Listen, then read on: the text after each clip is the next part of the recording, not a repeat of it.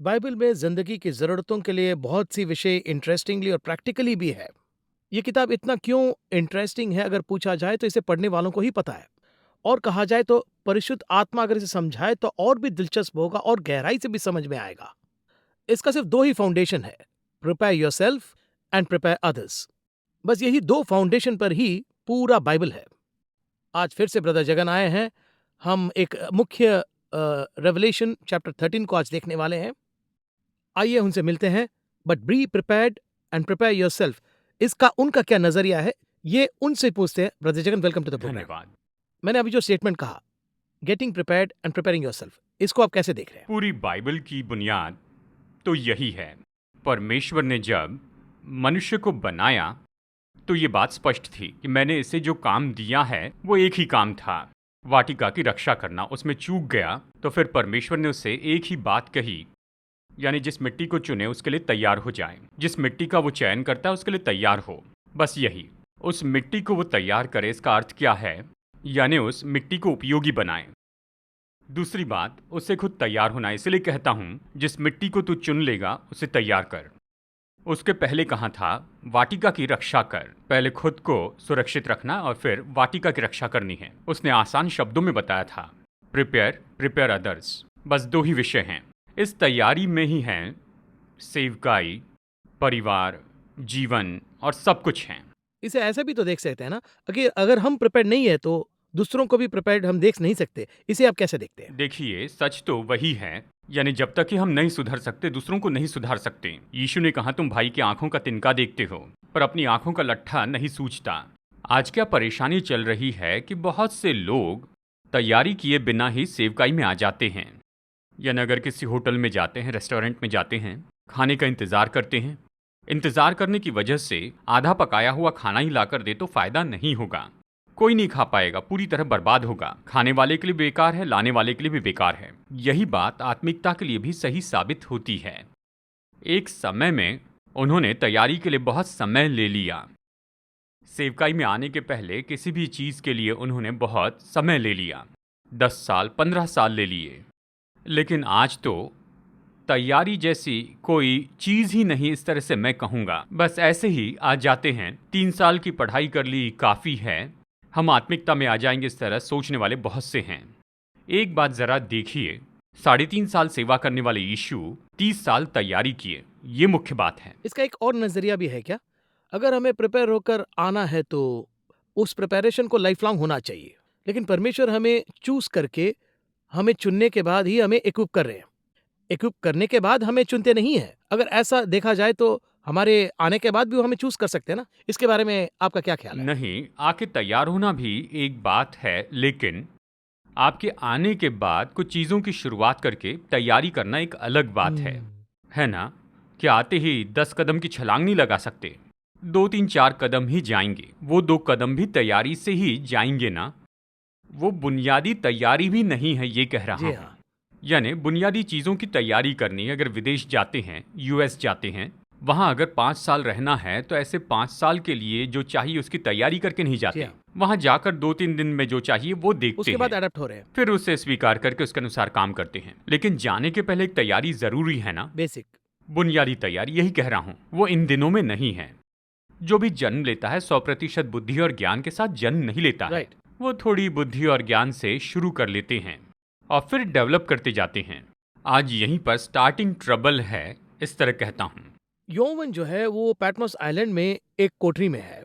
कोठरी में परमेश्वर प्रकाशित वाक्य दे रहे हैं। 5 किताबों को, तकरीबन 5 किताबों को नए टेस्टामेंट में अपोस्टल जॉन लिख रहे हैं। और कहा जाए तो कोठरी में 5 लोग हैं, वो भी पास-पास। और उन 5 में एक अपोस्टल जॉन है। और बहुत स्पष्टता से आखिर में वो मरने की स्थिति में भी क्राइस्ट आके अपोस्टल जॉन से अपनी माता के बारे में बात करते हैं। ऐसे एक कनेक्शन वाले शख्स की तरह हम उसे देखते हैं। वे ही प्रकाशित वाक्य लिखते हैं। प्रकाशित वाक्य में उतनी सारी बातें हैं। लेकिन प्रकाशित वाक्य अगर आप लगातार देखें तो पहली बार पढ़ने से हमें थोड़ा-सा समझने में मुश्किल होता है। लेकिन इसका संबंध डैनियल में आता है, आपने इसे पहले भी समझाया है। डैनियल और रेवलेशन को साथ में पढ़ना चाहिए, आपने कहा था। लेकिन रेवलेशन 13 जो है वो एक टर्निंग पॉइंट है। और ये रेवलेशन 13 को पढ़ने से पहले मुझे मूल रूप से क्या समझना चाहिए, इसमें क्या इतना मुख्य है, क्यों इसे इतनी गहराई से अब अपोस्टल जॉन को ईश्वर उतनी सफाई से समझाते हैं? इसका मेन क्रक्स क्या है? और कोई डिटेल अगर हमें समझाना चाहिए तो मुझे लगता है कि दर्शक को जानना चाहिए। देखिए, भविष्यवाणी नाम की चीज में भविष्यवाणी करने का एक समय है और उसे पूरा करने का समय जी है। हाँ। कहने का समय कुछ भी हो सकता है, लेकिन पूरा होने का समय महत्वपूर्ण है। यीशु के बारे में कि वो कुंवारी के द्वारा जन्मेंगे, इसकी भविष्यवाणी यशायाह ने की थी। यानी कभी भी कहाँ होगा, लेकिन यीशु ने जन्म लिया, ये महत्वपूर्ण है। यानी उस समय भविष्यवाणी जो है वो पूरी हो गई। पूरे होने के उस समय को अगर आप छोड़ देते हैं, उस भविष्यवाणी के पूरे होने का आपको पता न चले, यानी उस समय के यहूदियों की जैसी हमारी स्थिति होगी। ये एक उदाहरण है। यीशु का जन्म यहूदियों ने नहीं जाना, जी हाँ। अन्य जातियों ने भी नहीं जाना, यरूशलेम के राजा को पता नहीं चला। जी हाँ। उसके बाद कहाँ गया था? उसके बाद उन्होंने नहीं खोजा, परमेश्वर को भी नहीं खोजा। यीशु खुद लूका 12 में अपने मुंह से कहते हैं, इस बात के बारे में हम अच्छे से जानते हैं, समय का, तुम विषय का। धरती और आकाश के रूप में भेद कर सकते हो, समय का, विशेष का भेद कर सकते। मैं आया हूँ, इस युग के बारे में भेद क्यों नहीं करते हो? भविष्यवाणी से उस पीढ़ी को परेशानी नहीं है। देखिए, बात यह है, मसीह आके चले गए, किसी को पता नहीं। नुकसान किसका है? वहां उन के लोगों का है। उधर की पीढ़ी का। जी, भविष्यवाणी करने वाली पीढ़ी को परेशानी नहीं। वो तो कह के चले गए। बोल के चले गए। यही मुश्किल है। अभी मैंने ये परिचय इसलिए दिया है, ये 13वां अध्याय हमारे समय काल का करीबी समय है। प्रेजेंट। हम उसकी ओर आगे बढ़ रहे हैं। हमारे बाद होने वाली घटनाओं के बारे में अध्याय 13 में बताया गया है। यानी उसे जानने की सबसे मुख्य पीढ़ी में हम हैं और हमारी अगली पीढ़ी है। यही आप कह रहे कि be prepared and preparing others. जी, अगर हम इसे समझ ले और आने वाली पीढ़ी को इसे कहकर जाएं, तो वो तैयार होके अगली पीढ़ी को ये बताएंगे। तो अध्याय 13 के मुताबिक अगली पीढ़ी को इसकी बहुत जरूरत है। जब मैं अगली पीढ़ी कह रहा हूं तो 40 साल मत सोचिए। मेरा कहना, हमारे बच्चों को इसकी जरूरत है। जैसे परमेश्वर ने कहा, मैंने मिस्र में जो किया वो अपने बच्चों के कानों में कहना और सुनाना। जी हाँ। अगली पीढ़ी को इसकी जरूरत है और इसीलिए वो आगे बढ़ाते जाएंगे। और इसी बारे में हम अध्याय 13 में देखते हैं। हमारे समय में होने वाली घटनाएं, जो घटनाएं पूरी हो गई। देखिए, 2000 साल पहले, यानी 2000 साल पहले पतमोस टापू पर यूहन्ना को ये दर्शन दिया गया। ये सब हर एक जगह से पूरा होता गया। हाँ। जब वो पूरा हुआ, हम नहीं थे। उस समय के लोग इसे पूरा होते हुए समझ पाए या नहीं, हमें पता नहीं। लेकिन आज ये हमारे विषय में पूरा हो रहा है, ये हमें समझना होगा। नहीं तो ये नुकसान बड़े नुकसान में तब्दील हो सकता है। फ्यूचर ही एक क्वेश्चन मार्क बन प्रश्न सकता है। चिन्ह बन जाएगा। इसलिए कि कुछ भविष्यवाणियां, मैं भविष्यवाणी में भेदभाव नहीं कर रहा हूं, कुछ भविष्यवाणियों के बारे में आपको निश्चय ही क्या करना चाहिए? पढ़ना है, जानना है। कुछ भविष्यवाणियों को अनदेखा करे तो कोई बात नहीं। एक उदाहरण के लिए कह रहा हूं, सिकंदर का साम्राज्य आएगा, इसके बारे में दानियल ने कहा था। जी हाँ, आने से पहले ही बता दिया था। अगर उस भविष्यवाणी के बारे में आपको पता नहीं तो कोई बात नहीं, वो तो इतिहास है, हो गया है, खत्म हो गया। लेकिन जो आपके समय में पूरी हो रही है, अवश्य जानना है, उसे जानना होगा, नहीं तो नुकसान होगा। इसलिए कह रहा हूं, ये जो 13वां अध्याय है, आज का जो चर्च है, यानी चर्च का मतलब लोग हैं, आज के लोगों को समझने के लिए ये सबसे महत्वपूर्ण अध्याय है। उतना इंपॉर्टेंट है, इतना महत्वपूर्ण है। देखिए, हर एक समय में कोई एक बाहर आता है और उस समय की भविष्यवाणी लोगों पर प्रकट करता है। यानी उसे बताने के लिए परमेश्वर ने एक व्यक्ति को नियुक्त किया है। यह आम बात है। उदाहरण के लिए, यशायाह ने यीशु के आने के बारे में बताया था। यीशु आ गए हैं, ये यूहन्ना ने बताया था। वो भविष्यवाणी यहाँ पूरी हो गई, ये उसने बताया है। वो एक समय, ये एक समय। जी, यानी कहने के लिए एक और समझाने के लिए दूसरा व्यक्ति। करेक्ट। उसी तरह से ये कहने का समय अलग था, तो जब ये पूरा हुआ, उसे समझाने के लिए अलग व्यक्ति चाहिए। तो जब इसे लिखते हैं तो अपोस्टल जॉन को लिखकर इसे सारे कलीसिया या 7 कलीसिया को भी बता रहे हैं।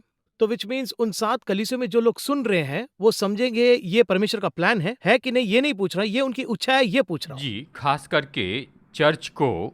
देखिए, जैसे कि आप कह रहे हैं कि यूहन्ना ने 5 किताबें लिखी हैं, उसमें एक बात है, 2 किताबें पत्री हैं। हाँ, ओके, मैंने किताब, देखिए, किताबें यानी वो पत्रियां हैं, लेटर, व्यक्तिगत रूप में लिखी गई हैं, पर्सनल। ये दोनों चर्च के लिए हैं, रेवलेशन एंड प्रकाशित वाक्य और सुसमाचार। देखिए, सुसमाचार ये तो यूनानियों के लिए भी है, विश्वासी अविश्वासी सबके लिए समझ सके, लेकिन प्रकाशित वाक्य केवल विश्वासियों के लिए है, चर्च। इसके पीछे योजना क्या है, 2 लाइन में बता दूं कि चर्च इसे पढ़कर तैयार हो जाए, यानी इसे पढ़े और एक समूह को तैयार करें। इसमें लिखी हुई बातों को पहले हमें समझना है और फिर दुनिया को समझाना है। अब समस्या क्या है, मुझे इसे समझने में मुश्किल होती है। प्रकाशित वाक्य की किताब मुश्किल है, ये कौन कहता है?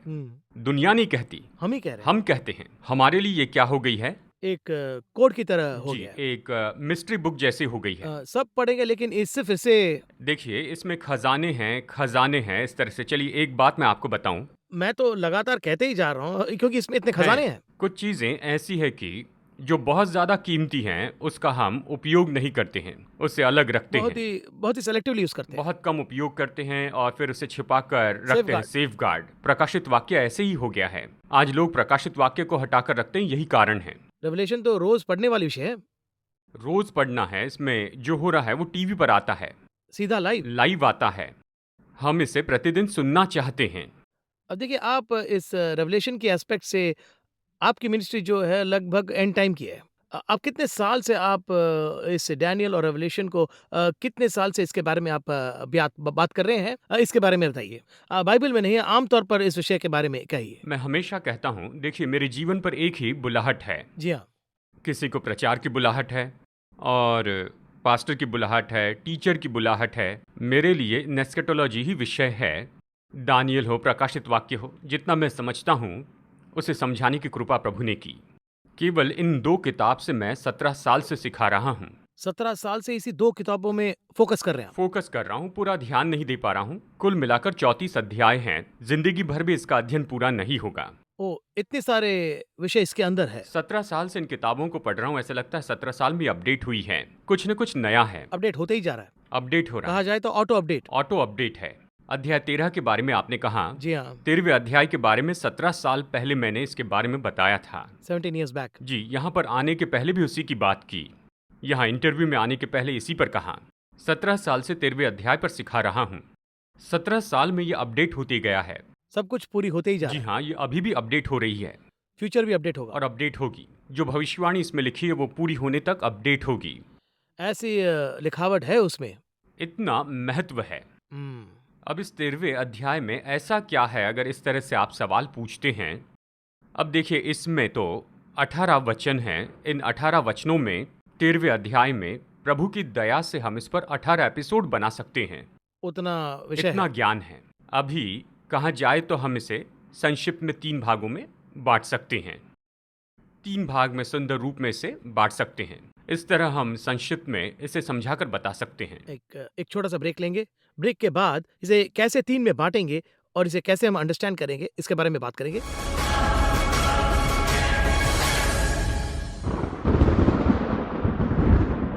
Welcome back after the break. Brother Jagan, हम ये 13 चैप्टर ऑफ रेवलेशन, इसको आपने 3 मुख्य भागों में बांटे हैं। और ये 3 मुख्य भाग क्या है, इसे हम कैसे और इस ट्रेजर को कैसे डिग करेंगे? चलिए इसे एक शीर्षक दे देते जी हैं। हाँ। इस 13वें अध्याय को एक शीर्षक देते हैं। उसे क्या कहेंगे? New world order. New world order. जी, संसार का नया ऑर्डर ये कह सकते हैं। या ऐसा क्यों कह सकते हैं? यानी संसार का ऑर्डर जाकर नया ऑर्डर आएगा, इसलिए न्यू वर्ल्ड ऑर्डर। ये समय की जरूरत है। बाइबल में 7 वर्ल्ड ऑर्डर हैं। प्रकाशित वाक्य 17 9 से 11 तक हम पढ़े तो 7 साम्राज्य हैं। इन 7 साम्राज्य में ही पूरा संसार है। 8वां साम्राज्य तानाशाह है जो 7वें से आएगा। 8वें साम्राज्य के बाद 9वां साम्राज्य यीशु मसीह का होगा। 10वां साम्राज्य अनंत काल का है। ये उतना साफ है, उतना बहुत क्लियर साफ लिखा है। देखिए, प्रकाशित वाक्य 17 9 से 11 पढ़े तो यहाँ पर यह कहता है कि ये 7 सिर 7 पहाड़ हैं, 7 राजा हैं। 5 तो हो चुके हैं और एक अभी है और एक अब तक आया नहीं, ये कहता है। तो उस समय रोमी साम्राज्य था। उसके पहले 5 वर्ल्ड ऑर्डर हो चुके थे, जैसे हमने देखा जो है। कहा वो हुआ है हो चुके थे एक्यूरेटली। एक्यूरेट। मिस्री साम्राज्य, उसके बाद में अशरूर, फिर उसके बाद बेबीलोनियन, फिर ग्रीक साम्राज्य और फिर मीडा फारस हो गए थे। ये सब होने के बाद जब वो ये लिख रहा था उस समय रोमी साम्राज्य था। शायद कुछ लोग पूछे, मिस्र के पहले कुछ नहीं था? मिस्र के पहले वर्ल्ड गवर्नमेंट नहीं थी। वहां पर छोटे छोटे राजा राज्य करते थे। पूरी दुनिया पर सबसे पहले कंट्रोल करने वाला तो मिस्री साम्राज्य था। इस तरह से ये शुरू हुआ। तो बाइबल के अनुसार 7 साम्राज्य हैं। हम छठे साम्राज्य में से वो लिखता है, कहता है अभी एक है और 7वां साम्राज्य आएगा, कहता है। 7वें साम्राज्य का हम इंतजार कर रहे हैं, यानी ये खत्म होने के बाद 7वां साम्राज्य खत्म होगा, 8वां साम्राज्य आएगा। अब हमारे समय में ये साम्राज्य आने वाला है, न्यू वर्ल्ड ऑर्डर। तो सबसे पहले हमें न्यू वर्ल्ड ऑर्डर समझना जरूरी है। ये क्या है? कहते हैं न्यू वर्ल्ड ऑर्डर, संसार का नया ऑर्डर। इस तरह से कहते हैं, एक विश्व शक्ति जाती है तो दूसरी आती है, तो जड़ से सब कुछ बदल देती है। क्या क्या बदलेगी ये बताता हूँ। चलिए मैं उदाहरण के साथ आपको समझाता हूँ। देखिए, बेबीलोन साम्राज्य आया, फिर मीडा फारस साम्राज्य आया, फिर ग्रीक साम्राज्य आया। ग्रीक साम्राज्य में से रोमी साम्राज्य उभर कर आया, जिसे सिकंदर ने शुरू किया था। सिकंदर के बाद फिलिप V मैकेडोनियन, इसके साथ ग्रीक साम्राज्य खत्म हो गया, क्योंकि जूलियस सीजर, अगस्टस सीजर जीत गए थे। वो जयवंत हुए और रोमी साम्राज्य बना लिया। ईस्वी सन पूर्व 64 में उन्होंने इसे बनाया। उनके पहले जो भी थे उसका क्या किया, उन्होंने रीशेड्यूल किया। देखिए, उन्होंने क्या किया, मुख्य रूप में 5 काम किए थे। राजा बदलेंगे, ओवरऑल किंग, ओवरऑल ग्रीक साम्राज्य के, यानी सिकंदर जैसे था वैसे अगस्टस सीजर बन गया। दूसरी बात, भाषा। उस समय हर जगह ग्रीक भाषा चलती थी। आप देखिए, चिकित्सा में जो मेडिकल शब्द उपयोग किए जाते हैं, वहाँ से बाइबल तक यानी नया नियम भी ग्रीक भाषा में था, क्योंकि ये उस समय लिखा गया। तो उनकी भाषा फैलती गई, तो ग्रीक भाषा को रोक कर लैटिन आई। दूसरी बात, यानी एक राजा एक भाषा। तीसरी बात क्या है, अगर ये पूछे तो एक आस्था।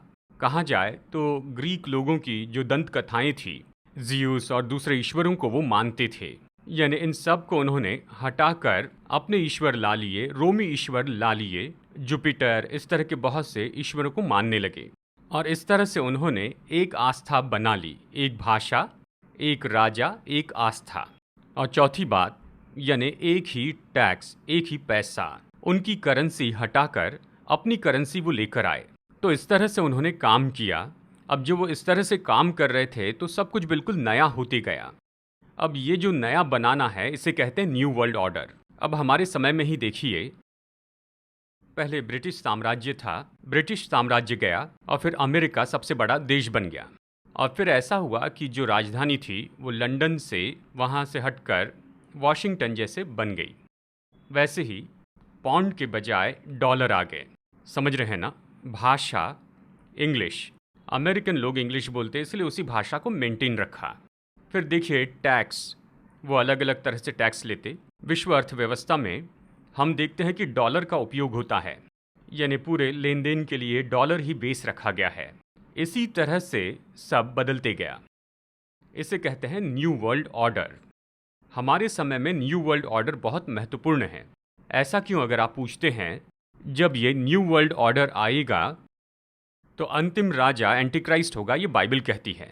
उसकी 8वीं सरकार होगी। एंटीक्राइस्ट कौन है? बाइबल के अनुसार आखिरी तानाशाह। वो तो दुनिया को सताने वाला होगा और 7 साल राज्य करेगा। उदाहरण के लिए हम जर्मन के हिटलर का इतिहास जानते हैं। 1920 में क्या हुआ देखिए, पहला विश्व युद्ध तो खत्म हो चुका था और फिर 1930 में ये साम्राज्य में आए। 1936 से 43 तक 7 साल उसने राज्य किया। वो दुनिया का क्रूर तानाशाह था, ये सब जानते हैं। उसने 60 लाख यहूदियों की हत्या की, ये हम जानते हैं। उसी तरह का एक साम्राज्य आएगा और उस साम्राज्य का अंतिम राजा होगा। देखिए, नाजी वाले भी आए और चले गए। जर्मनी का राज्य खत्म हो गया, 2 भागों में बटा, ईस्ट जर्मनी और वेस्ट जर्मनी इस तरह बनाए गए। ऐसा ही कुछ होगा, इसके बारे में बाइबल हमें बताती है। बाइबल में प्रकाशित वाक्य 13 में अंतिम साम्राज्य के बारे में बताया गया है और इसे बताते हुए 3 मुख्य कारणों के बारे में बताया गया है।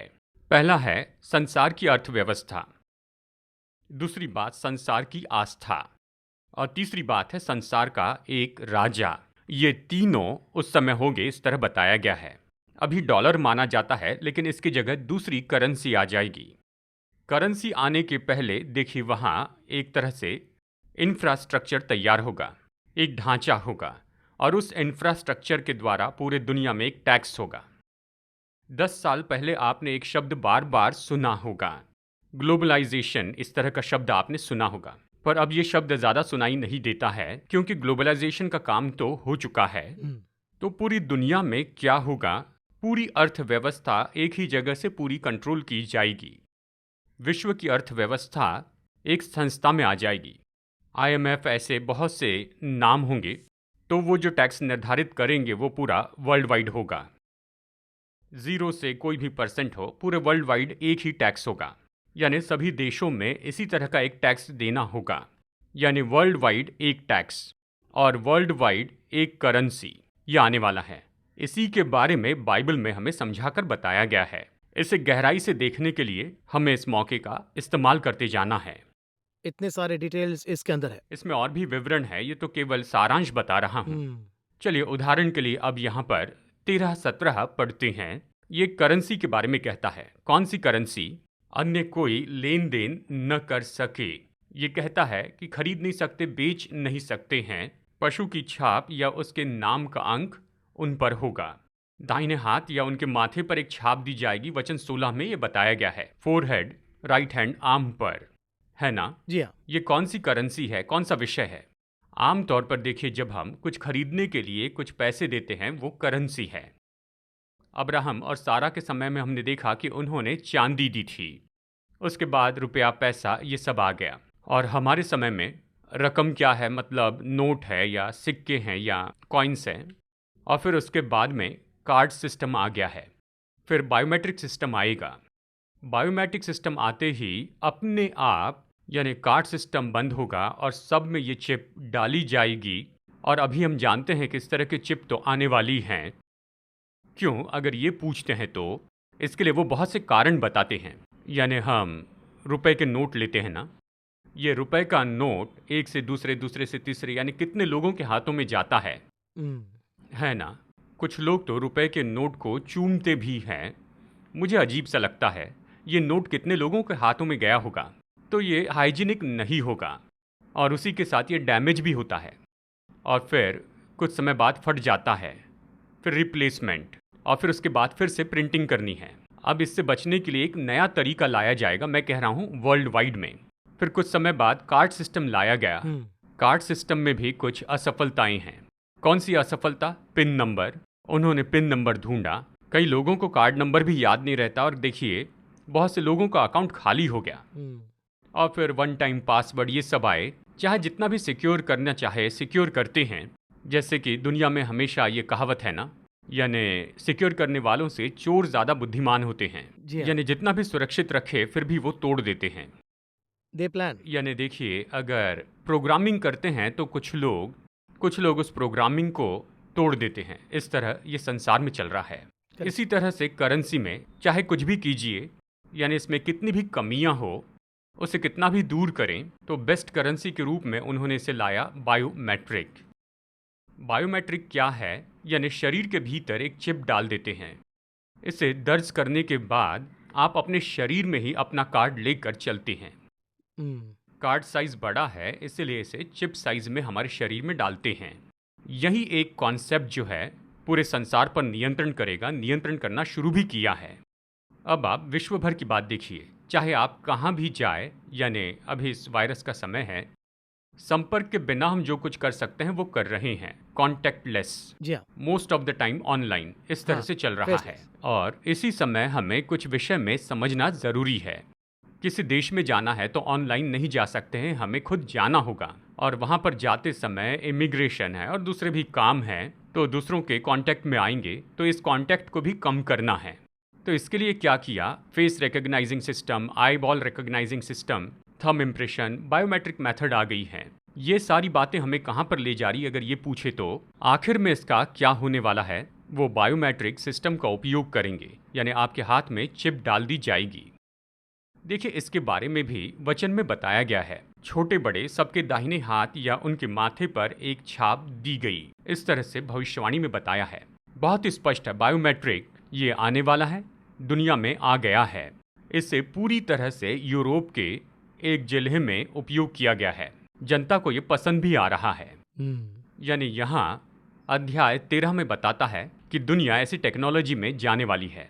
यही यहाँ पर समझाकर बताया है। इसे इतने डिटेल में आपने बताया ब्रदर जगन, बहुत ही इंटरेस्टिंग है। अगर इसे मैं भी पूछूं या हमारे दर्शक भी पूछे, तो अगर इस तरह से पूछूं तो कि जो आने वाला है इसे समझना एक तरीका है। इसके लिए मुझे और अच्छे से कैसे तैयार रहना है, इसे सुनकर कैसे हम how should I be ready? सिर्फ टेक्नोलॉजिकल चेंजेस के लिए ही नहीं, स्पिरिचुअली मुझे कैसे रेडी होना है? ऐसा एक सवाल मुझे पूछने का मन कर रहा है। अब ये जो कार्यक्रम है ये खत्म होने वाला है, बट क्रिस्पली शॉर्टली ऐसे जो पूछ रहे हैं उनके लिए इस रेवलेशन 13 से आप क्या कहना चाहेंगे? कुछ चीज़ें तो हम बदल नहीं सकते हैं। Already planned. Pre planned tsunami से हमें बचना होगा, हम सुनामी को रोक नहीं सकते हैं।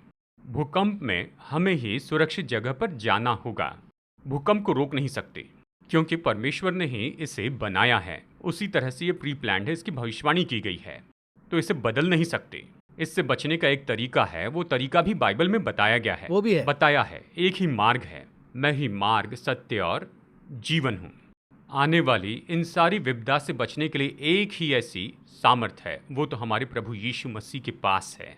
उन्हीं के द्वारा हम इस आपदा से बच सकते हैं। ये कैसी आपदा है, इससे कैसे बच सकते हैं, परमेश्वर ने क्या बताया है, इसके बारे में अगले एपिसोड में देखेंगे।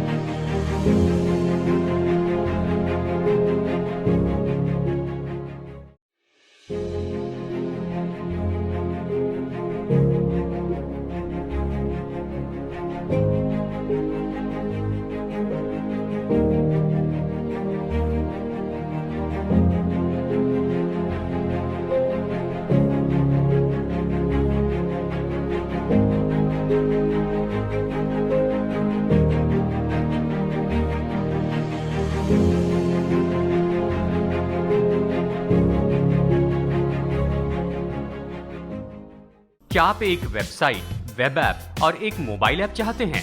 व्यापार जगत में ये बहुत महंगा है। मेरा चर्च या सेवकाई कैसे तेजी से और कम खर्चे में ऑनलाइन हो सकती है? पेश है B12 डिजिटल होने के लिए आपका एक कदम समाधान, यानी वन स्टॉप सॉल्यूशन। हमारे चर्च रिलेशनशिप एग्जीक्यूटिव से अभी संपर्क कीजिए। आपका चर्च या सेवकाई ये सब कैसे प्राप्त कर सकता है, इस बारे में एक व्यक्तिगत डेमो प्राप्त कीजिए। हमसे संपर्क कीजिए। हमारा नंबर है 7208375063।